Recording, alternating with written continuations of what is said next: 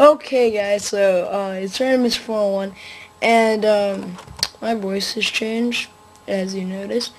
And yeah, today I'm here to review the summer blockbuster White House Down. Now, White House Down stars Channing Tatum, Jamie Foxx, Maggie Gyllenhaal, Jason Clarke, Richard Jenkins, and Joey King. And the basic plot of White House Down is that Channing Tatum, John Cale, is a guard for the Vice President Raffleson, played by Richard Jenkins, and then he goes to apply for being a guard to the president, like in the Secret Service. President Sawyer, played by Jamie Foxx, and he has a daughter.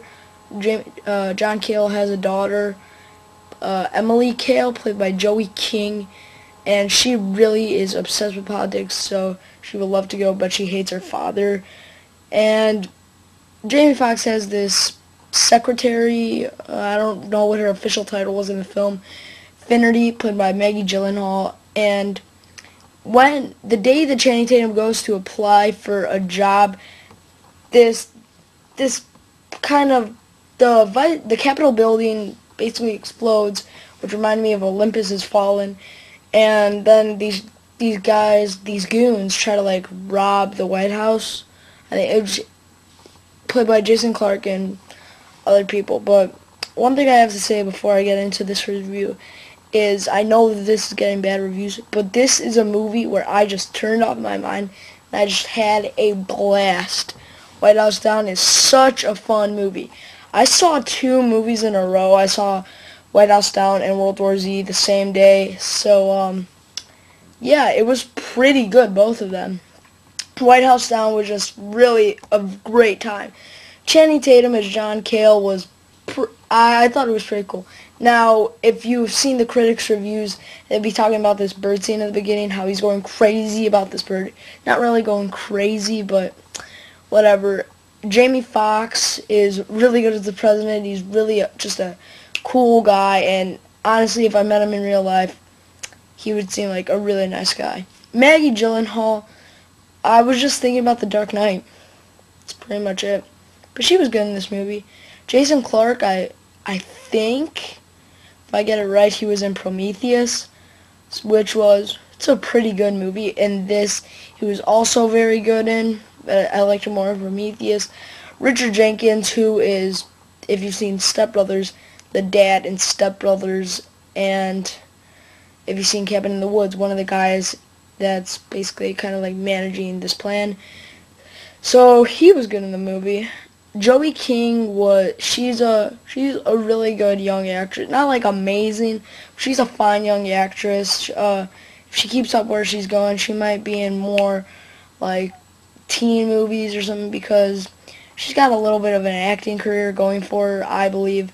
So yeah, and the plot, just like I said, this is a movie that you have to turn off your mind and just enjoy it.